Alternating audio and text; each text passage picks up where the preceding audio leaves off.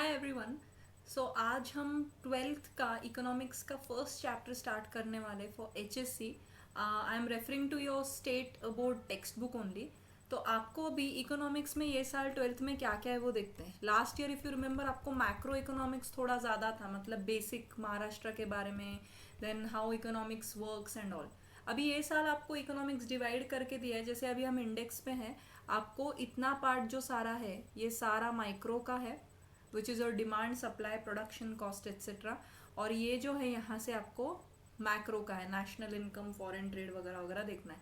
तो आज एकदम बेसिक फर्स्ट चैप्टर से स्टार्ट करते हैं, micro and macro economics. If you remember I have told the difference between these two you in 11th standard also, कि basic micro और macro economics में क्या डिफरेंस होता है। Now economics is the study of money, पैसा कैसे flow होता है इकोनॉमी में, कैसे सर्कुलेट होता है, और उसकी पढ़ाई हम करते हैं इकोनॉमिक्स में। अब माइक्रो इकोनॉमिक्स और मैक्रो इकोनॉमिक्स का मेजर डिफरेंस क्या है ना। First of all, micro means small and macro means large. Micro मतलब छोटा, मैक्रो मतलब बड़ा। माइक्रो मतलब इंडिविजुअल लेवल से जो जो चीज़ें रिलेट करती है वो, and macro means on a aggregate level या फिर नेशनल लेवल पे। देखते हैं बुक में क्या बोला है। Micro economics and macro economics are two main branches of modern economics. The term micro is derive from the word micros. ये इंपॉर्टेंट है। माइक्रॉस ये टर्म से माइक्रो ये वर्ड आया है, विच मीन्स अ मिलियंथ, एक मिलियंथ पार्ट। मिलियन मतलब 10 lakh. The term macro is derive from the word macros which means large. So micro means small and macros means large. आपको differences लिखने के लिए जरूर आएंगे एग्जाम में। दीज टर्म्स वो coined by Norwegian economics Ragnar Frisch of Oslo university. अब ये माइक्रो और मैक्रो के बीच का बेसिक डिफरेंस हो गया कि small and large. Okay, meaning of micro economics. Micro means a small part of a thing. Micro economics does deals with small part of the national economy. पूरी आपकी जो national economy है उसका एक छोटा सा पार्ट मतलब माइक्रो होता है। It studies the economic actions and behaviour of individual units. Now this is very very important. Individual मतलब सिंगल पर्सन का, एक एक हाउस होल्ड का, एक एक सेलर का, एक एक बायर के पैसे के बारे में जब हम बात करते हैं, इकोनॉमी के बारे में बात करते हैं, then that is on a individual level. such as an individual consumer, individual producer, firm, price of a particular commodity, factors. Everything on an individual level is micro, right? अभी माइक्रो इकोनॉमिक्स के definitions आपको दिए हुए हैं। सबसे पहले Maurice Dobb, micro economics is the fact of microscopic study. Microscopic मतलब क्या? माइक्रोस्कोप जो होता है उससे हम सारी चीज़ें और डिटेल में देख सकते हैं। तो you can say that microscopic study में आप डिटेल स्टडी करते हैं इकोनॉमिक्स का। ऊपर ऊपर से पढ़ने को हम बोल सकते हैं मैक्रो, और माइक्रो मतलब डिटेल पढ़ाई। Professor A.P. Lerner, microeconomics consists of looking at the economy through the microscope, as it were, to see how the millions of cell in the body. अभी आपको पता है ह्यूमन बॉडी में बहुत सारे सेल्स रहते हैं जिससे हमारी बॉडी चलती है, वैसे ही इकोनॉमी भी है, सारे इंडिविजुअल्स या हाउस होल्ड्स मिला के पूरी आपकी इकोनॉमी बनती है। तो वो इकोनॉमी के सारे हाउस होल्ड पार्ट्स को हम बोलते हैं sales, right? Now micro economics में आपको क्या क्या आता है? There are 3 things basically in micro economics: demand, supply, production and cost. 4 things, और सबको मिला के एंड में हम पढ़ते हैं मार्केट्स। अभी प्रोडक्ट प्राइसिंग मतलब प्रोडक्ट की कीमत कैसे निकालनी है, उसमें हम 2 चीज़ें पढ़ते हैं, डिमांड एंड सप्लाई। डिमांड रहता है कंज्यूमर के साइड से और सप्लाई रहता है प्रोड्यूसर के साइड से। फैक्टर प्राइसिंग मतलब वो प्रोडक्ट बनाने के लिए आपको क्या क्या खर्चा लगा, उसको 4 पार्ट में डिवाइड करते हैं, rent, wages, interest and profit, ये आगे आएगा। और इकोनॉमिक वेलफेयर मतलब ये ओवरऑल सारे इकोनॉमी से रिलेटेड रहता है। तो एफिशिएंसी मतलब कितने अच्छे तरीके से प्रोडक्शन हो सकता है, कंजम्पशन हो सकता है, ओवरऑल एफिशिएंसी। तो ये बहुत बहुत इंपॉर्टेंट है scope of micro economics. Product pricing, factor pricing and economic welfare. Product pricing मतलब प्रोडक्ट की कीमत हम कैसे डिसाइड करते हैं डिमांड और सप्लाई के एनालिसिस से। फैक्टर प्राइसिंग मतलब वो प्रोडक्ट बनाने के लिए कौन कौन से खर्चे लगे वो। और इकोनॉमिक वेलफेयर मतलब ओवरऑल इकोनॉमिक एफिशिएंसी कैसी होनी चाहिए, राइट? तो इन तीनों को भी डिटेल में देखते हैं। The theory of product pricing, so this is question can come, what is the scope of micro economics? Theory of product pricing. The price of an individual commodity is determined by the market forces of demand and supply. Microeconomics is concerned with demand analysis, individual consumer behavior, and supply analysis, individual product. तो individual is the term here. Single person. Factor pricing. In micro economics land, labour, capital, entrepreneur. Now क्या होता है, production करने के लिए आपको 4 चीजें लगती है जिनको हम बोलते हैं फैक्टर्स ऑफ प्रोडक्शन. तो these are the 4 factors of production. Land, उस पे काम करने के लिए लेबर, कैपिटल मतलब बिजनेस में जो पैसा लगाया, और एंटरप्रेन्योर मतलब जिसका बिजनेस है, तो सपोज आप. ओके, तो ये फैक्टर्स मिला के आपका प्रोडक्शन होता है. Microeconomics helps in determining the factor rewards for land, labor, capital, entrepreneur in the form of. अभी ये चीज़ें हम एम्प्लॉय करके उसके बदले में कुछ पैसा भी दे रहे लोगों को. जैसे मैंने अगर बिजनेस मुझे स्टार्ट करना है, मैं लैंड लूँगी, तो लैंड लिया है, उसके बदले में मैं रेंट दूंगी. लेबरर्स को एम्प्लॉय किया है, उसको मेरे को वेजेस देना पड़ेगा. कैपिटल मतलब बिजनेस में पैसा लगा है, तो उसके लिए मेरे को अगर लोन लिया है तो इंटरेस्ट देना पड़ेगा और मुझे मिलेगा profit. Theory of economic welfare. Theory of welfare basically deals with efficiency. Efficiency means without wastage, best possible maximum production आप कैसे कर सकते हैं. In the allocation of resources. Efficiency in the allocation of resources is attained when it results in maximization of satisfaction of people. Maximum satisfaction जब लोगों को मिलता है तब. Economic efficiency involve 3 efficiencies. Economic efficiency मतलब पैसे से related efficiency में 3 चीज़ें हैं. प्रोडक्शन में एफिशिएंसी, कंजम्पशन में एफिशिएंसी और ओवरऑल इकोनॉमिक एफिशिएंसी. ये इंपॉर्टेंट है गाइस. तो efficiency in production means producing maximum possible amount of goods and services from given amount of resources. जितना हो सकता है उसमें अच्छे से अच्छा आप प्रोडक्शन करें. कंजम्पशन में जितना हो सकता है उतने अच्छे से अच्छे वे में आप कंज्यूम करें या कंजम्पशन हो जिससे मैक्सिमम सेटिस्फैक्शन लोगों को मिले कोई चीज़ कंज्यूम करके. और ओवरऑल इकोनॉमिक एफिशिएंसी मतलब जो सबसे ज़्यादा लोगों को पसंद है वही प्रोडक्ट बने. बिकॉज अगर लोगों को कोई प्रोडक्ट पसंद नहीं है वो आप प्रोड्यूस करेंगे तो रिसोर्सेज वेस्ट हो रहे हैं. जो लोग खरीदेंगे वही आपको प्रोड्यूस करना चाहिए, right. Micro economic theory shows under what conditions these efficiencies are achieve. मतलब ये एफिशिएंसीज कैसे अचीव होते हैं और उसके लिए क्या कंडीशंस लगते हैं वो हम माइक्रो इकोनॉमिक्स में पढ़ते हैं. Thus, the focus of microeconomics is mainly confined to price theory and resource allocation. Price theory is demand and supply. Resource allocation is how you will employ the resources to do your production. It does not study the aggregates relating to the whole economy. This approach does not study national income problems such as unemployment, poverty, inequality of income, etc. ये national level की कोई भी चीज़ों से ये deal करता ही नहीं है because those are on an aggregate level. Theory of growth, theory of business cycles etcetera. अभी कोई भी चीज़ हम पढ़ने से पहले डिटेल में जाके बारीक चीज़ें देखते हैं and then we get a overview of the whole thing. So first always we study micro, only then can you understand and study the economy on a national level. आपको माइक्रो ही नहीं समझेगा तो आप मैक्रो भी नहीं पढ़ पाएंगे. फीचर्स क्या क्या है इंपॉर्टेंट वापस. Features of micro economics, study of individual units. First point, microeconomics is the study of the behaviour of small individual economic units. छोटे छोटे यूनिट्स की पढ़ाई इसमें होती है. Individual seller, individual buyer etcetera. Second, price theory. Microeconomics deals with determination of prices of goods. इसमें हम goods की कीमतें डिसाइड करते हैं माइक्रोइकोनॉमिक्स में, बिजनेस में. तो कौन सी चीज़ कितने के लिए बेचनी है, तो that is why it is called as the price theory. और फैक्टर्स ऑफ प्रोडक्शन के लिए भी खर्चा. तो यहाँ पे आप ऐसे लिख सकते हैं कि कॉस्ट एंड प्राइस. खर्चा कितना लगेगा और मेरे को सेल्स या कीमत कितनी आएगी. Partial equilibrium. Equilibrium is the balance between 2 factors. Microeconomic analysis deals with the partial equilibrium which analyzes equilibrium position of an individual economic unit, that is individual consumer, individual firm, individual industry. It isolates an individual unit from the forces and studies its equilibrium independently. Independently उसका equilibrium आपको study करना है. दो कोई भी अगर factors हैं जिसमें आपको एक इक्वालिटी लानी है, इंडिविजुअल कंज्यूमर, इंडिविजुअल फॉर्म, तो उनको आइसोलेशन में हम इसमें पढ़ते हैं without considering any other factors based on certain assumptions. इसके लिए कुछ अजम्पशंस रहते हैं. Now this is the main thing, ceteris paribus और लेसेस फेयर पॉलिसी. ये क्या होता है?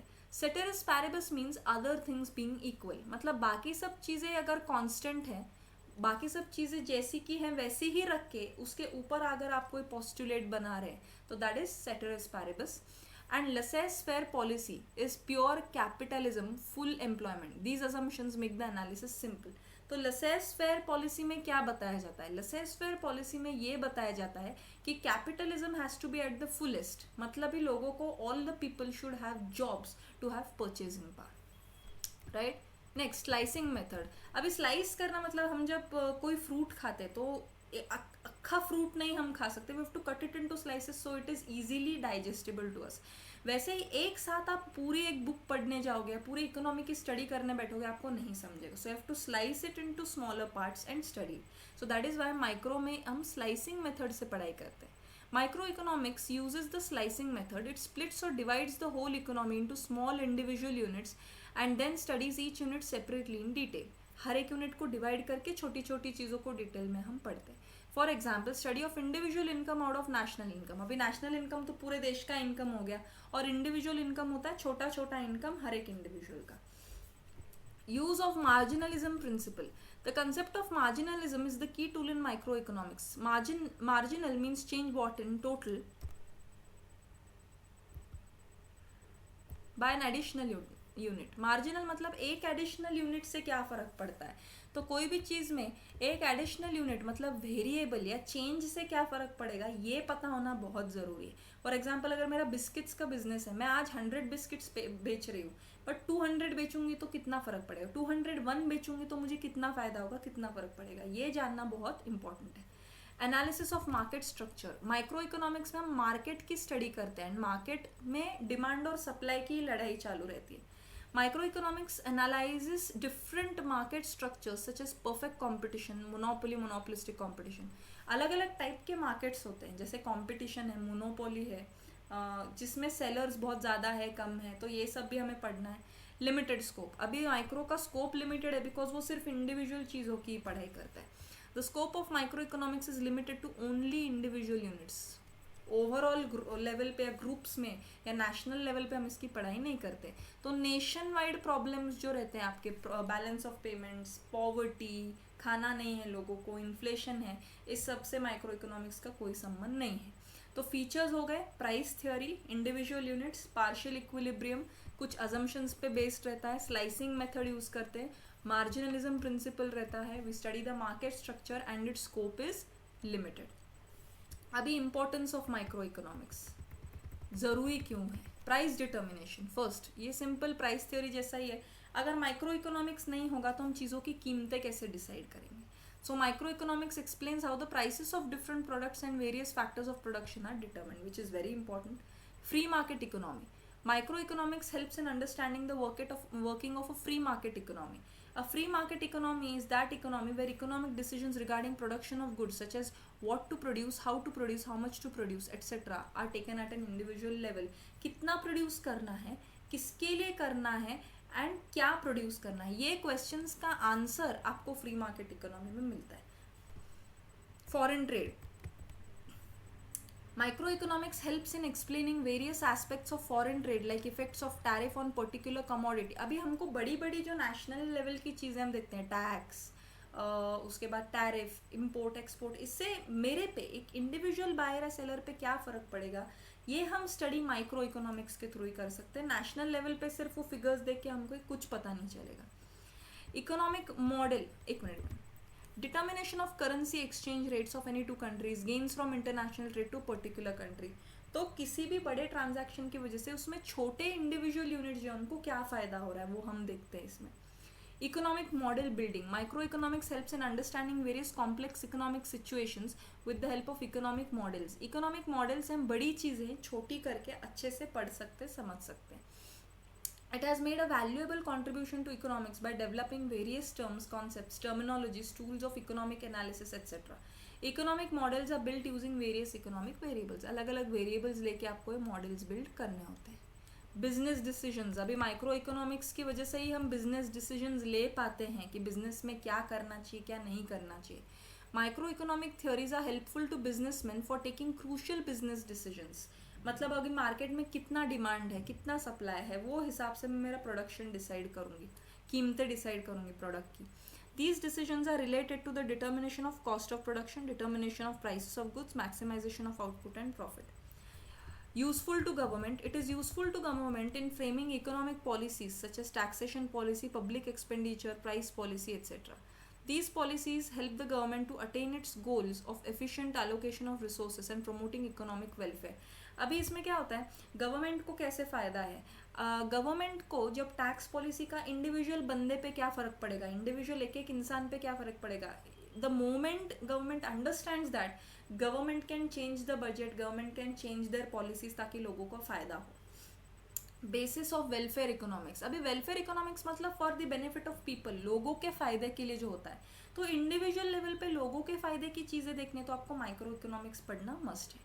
Micro economics explains how best results can be obtained through optimum utilisation of resources and its best allocation. मतलब विदाउट वेस्टेज मैक्सिमम यूज लेके आप resources को कैसे यूटिलाइज कर सकते हैं. तो अभी इसका एक बार वापस देख लेते हैं इंपॉर्टेंस में क्या क्या पॉइंट्स. आपको बुलेट्स लर्न रखने हैं गाइस ताकि आपका आंसर इफेक्टिव हो. Price determination, free market economy, foreign trade, economic model building करना है, बिजनेस डिसीजंस ले सकते हैं, useful to government, basis of welfare economics. Right, तो माइक्रो इकोनॉमिक्स क्या है ये तो हमें पता चल गया. Now let us go to macro economics. Now as I told you macro means large.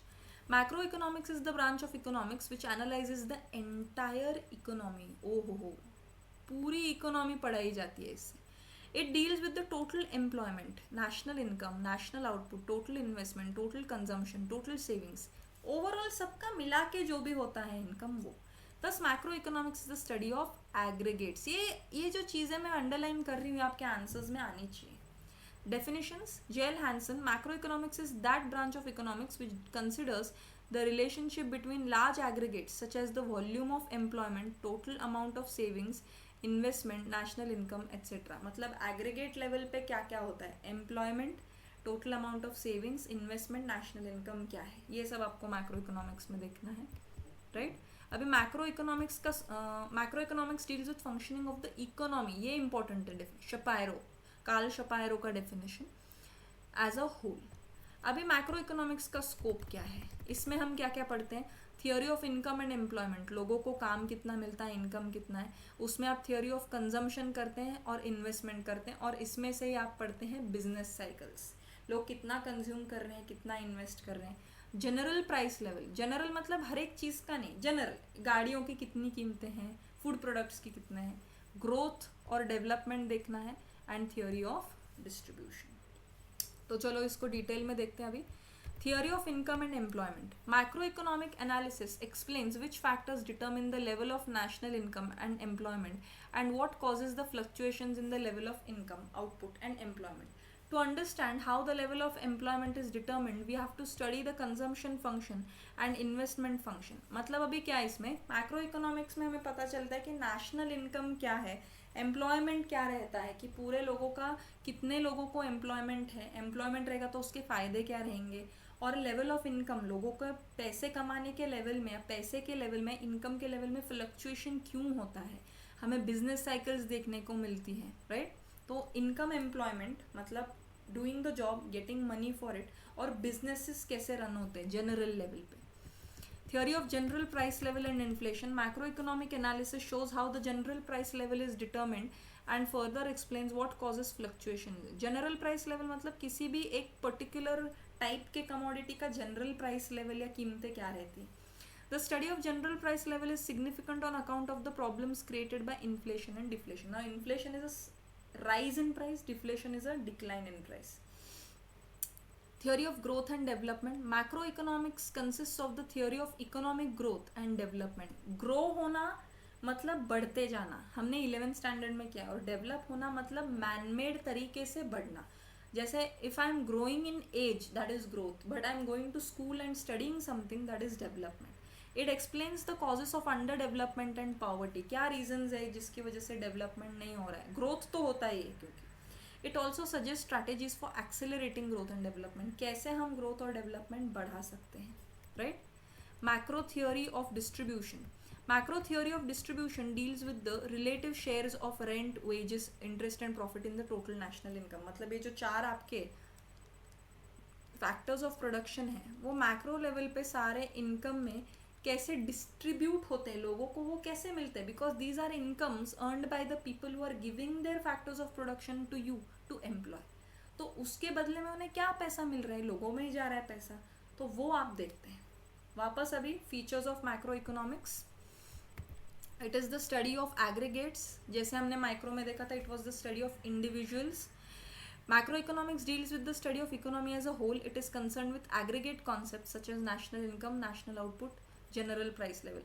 Overall एक larger level पे income theory, macroeconomics studies the concept of national income, its different elements, methods of measurement, social accounting, deals with aggregate demand and aggregate supply. Aggregate मतलब total, सारे लोगों का मिला के general demand कितना है अभी कंट्री में, जनरल सप्लाई कितना है। It explains the causes of fluctuations in the national income that lead to business cycles. Fluctuations business में क्यों होते हैं, inflation deflation क्यों होता है, वो देखते हैं। General equilibrium analysis. Macroeconomics deals with the behavior of large aggregates and their functional relationship. General equilibrium deals with behavior of demand, supply and prices. मतलब जहाँ पे डिमांड सप्लाई इक्वल रहता है वहाँ पे हम प्राइस डिटरमिन करते हैं, इसीलिए हम इक्विलिब्रियम की बात करते हैं। Interdependence, macroeconomics takes into account interdependence between aggregate variable economic variables such as income, output, employment, investment. ये सब लोग एक दूसरे पे कैसे डिपेंडेंट है, इनकम आउटपुट पे डिपेंडेंट है, एम्प्लॉयमेंट पे डिपेंडेंट है, इन्वेस्टमेंट पे डिपेंडेंट है। For example, changes in the level of investment will finally result in to changes in the level of income. Yes, आप इन्वेस्टमेंट अगर कम ज़्यादा हो रहा है तो प्रोडक्शन कम ज़्यादा होगा, वैसे ही लोगों को जॉब्स कम ज़्यादा मिलेंगे और लोगों की परचेजिंग पावर भी कम ज़्यादा होगी। लंपिंग मेथड, अभी हमने वहाँ पे माइक्रो इकोनॉमिक्स में स्लाइसिंग मेथड देखा था, वैसे ही ये है लंपिंग मेथड, मतलब इकट्ठा करना है छोटी छोटी चीज़ों को और बड़े लेवल पे पढ़ना है। Lumping method is the study of the whole economy rather than a part. According to Professor Bolding, forest is an aggregation of trees, but it does not reveal the properties of individual tree. Very nicely given. जैसे हम slicing में cut cut करके खाते हैं, lumping में वो सारे slice जोड़ के अब हम खा रहे हैं। This reveals the difference between micro and macro economics. Growth models, macro economics studies various factors that contribute to the economic growth and development. It is useful in developing growth models. Economic grow कैसे करेगा उसके models बनाते हैं हम। These growth models are used for studying economic development, right? For example, Mahalanobis growth model emphasized in the basic heavy industries, automobile industries, cement, steel. General price level, एक general price level किसी भी एक generic product का क्या रहता है economy में, वो हम डिसाइड करते हैं, right? Policy oriented, yes, according to Keynes. Now Keynes was a very famous economist, guys.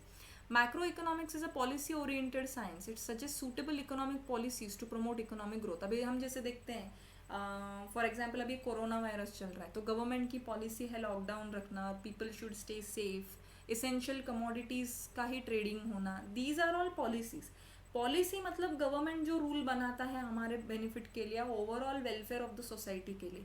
तो मैक्रो इकोनॉमिक्स पॉलिसी ओरिएंटेड रहता है, पॉलिसी जो रहेगी वो हिसाब से इकोनॉमी चलेगा, राइट? तो let us go through the features once again. Study of aggregates है, इनकम थियोरी हम इसमें लेते हैं, इक्विलिब्रियम एनालिसिस होता है, इंटरडिपेंडेंस रहता है अलग अलग फैक्टर्स का, इसमें हम स्लाइसिंग नहीं लंपिंग मेथड देखते हैं, ग्रोथ मॉडल्स डिसाइड होते हैं, पॉलिसी ओरिएंटेड रहता है और जनरल प्राइस लेवल हम देखते हैं। Now, importance of macroeconomics, functioning of an economy. Macroeconomic analysis gives us an idea of the functioning of an economic system. Macroeconomics हम पढ़ते हैं तो हमें पता चलता है कि एक economic system कैसे काम कर रही है। It helps us to understand the behavior pattern of aggregative variables in large and complex economic system. मतलब सारे लोगों का डिमांड सप्लाई कैसे काम कर रहा है वो सब हम देख सकते हैं। इकोनॉमिक फ्लक्चुएशंस, वापस इनकम आउटपुट एम्प्लॉयमेंट में वगैरह फ्लक्चुएट क्यों हो रहा है, प्राइसेस क्यों कम ज़्यादा हो रहे हैं, एक्सचेंज रेट क्यों कम ज़्यादा हो रहे हैं, वो सब हमें पता चलता है when we study macro economics. National income मतलब देश में कितना पैसा बन रहा है पूरे साल में, वो हम मैक्रो इकोनॉमिक्स से ही देख सकते हैं। Study of macro economics has brought forward the immense importance of the study of national income and social accounts. Without a study of national income it is not possible to formulate correct economic policies. Economic development, Advanced studies in macroeconomics helps to understand problems of developing countries such as poverty, inequalities in wealth and income, differences in the standards of living. It suggests important steps to achieve economic development. मतलब economic development मतलब अच्छा beneficial बढ़ना. Growth is just growing in age size, but development एक focus पे रहता है, orientation में रहता है. तो वो भी हम मैक्रो इकोनॉमिक्स के स्टडी से ही कर सकते हैं. परफॉर्मेंस ऑफ एन इकोनॉमी मतलब इकोनॉमी कितना अच्छा है या बुरा है, वो भी हम डिसाइड मैक्रो इकोनॉमिक्स की पढ़ाई करके ही कर सकते हैं. Macro economics helps us to analyse performance of an economy. National income estimates are used to measure the performance of an economy over a period of time. मतलब पूरे साल में नेशनल इनकम कितना है उससे डिसाइड होता है कि इकोनॉमी कैसा परफॉर्म कर रहा है. Study of macroeconomic variables. To understand the working of the economy, study of macroeconomic variables is used. जैसे हम माइक्रो में microeconomic variables यूज करते हैं. वापस total income, total output, total level पे. इंडिविजुअल मतलब सिंगल और मैक्रो मतलब total, right. Level of employment. Macro economics helps to analyse the general level of employment and output in an economy. एक general level पे कितना output employment है economy में वो हमें पता चलता है. अब यहाँ पे कंपैरिजन टेबल दिया है, मतलब ये डिफरेंसेस का टेबल है. तो ये ऐसा का ऐसा आपको लर्न करना है माइक्रो और मैक्रो के बीच का. पहले मीनिंग है, ये इंडिविजुअल इसके लिए है, ये एग्रीगेट्स का स्टडी है, राइट. उसके बाद टूल्स, ये इंडिविजुअल डिमांड और इंडिविजुअल सप्लाई दिखता है, एग्रीगेट डिमांड एग्रीगेट सप्लाई दिखता है. ये इसका स्कोप क्या क्या है, डिमांड, प्रोडक्ट प्राइसिंग हमने जो देखा था, फैक्टर प्राइसिंग, इसमें national income, general price level, employment, importance, इसमें प्राइस क्या क्या हमने जो भी पढ़ा वही आपको शॉर्ट में लिखना है. इसमें हम प्राइस डिटर्मिन करते हैं, मॉडल बिल्डिंग करते हैं, बिजनेस डिसीजंस लेते हैं. मैक्रो में इकोनॉमिक फ्लक्चुएशंस क्यों होते हैं, नेशनल इनकम की स्टडी करते हैं और डेवलपमेंट कैसे करना है वो देखते हैं. इसमें हम प्राइस थ्योरी लगाते हैं फॉर डिमांड एंड सप्लाई, और इसमें इनकम एंड एम्प्लॉयमेंट थ्योरी लगाते हैं और एग्जाम्पल्स दें. इंडिविजुअल इनकम, इंडिविजुअल आउटपुट, इसमें national income and national output, right. So this is it. Micro और मैक्रो इकोनॉमिक्स के बीच के डिफरेंसेस, आपको करना क्या क्या है guys from exam point of view. First of all you have to do the definitions of micro and macro economics, right. You have to do the scope of macro and micro economics, and then you have to do the features and importance. ये हर एक चीज़ बहुत बहुत ज़रूरी है. And last में you should know the differences in micro and macro economics also, right. So basic हमारा first chapter हो गया. You should solve the exercises given. Now इसमें इंपॉर्टेंट क्वेश्चंस कौन से हैं, ये जो फर्स्ट के मल्टीपल चॉइस है वो तो सारे ही आप बुक में सॉल्व कर सकते हैं. सी, these are all important. You should write down the features of macroeconomics, importance of macroeconomics and scope of macroeconomics. You should also write the features, important scope of micro and macro both. ये reasons वाला बहुत important है question, ये सबको try करना ही चाहिए. और last में वापस ये डिटेल में दिया हुआ है इम्पोर्टेंस माइक्रो इकोनॉमिक्स का और मैक्रो इकोनॉमिक्स. तो आप सिंपल ऐसे रखो इसको, माइक्रो का और मैक्रो का आपको दोनों का स्कोप करना है, फीचर्स करने हैं और इम्पोर्टेंस करना है. ये तीनों मतलब टोटल आपके 6 क्वेश्चन हो जाएंगे और लास्ट रहेगा डिफरेंसेस. तो टोटल आपके रहेंगे 7 questions. It is a must, right. और डेफिनेशंस करने हैं. We are done with the chapter. Next lecture में हम यूटिलिटी एनालिसिस स्टार्ट करेंगे.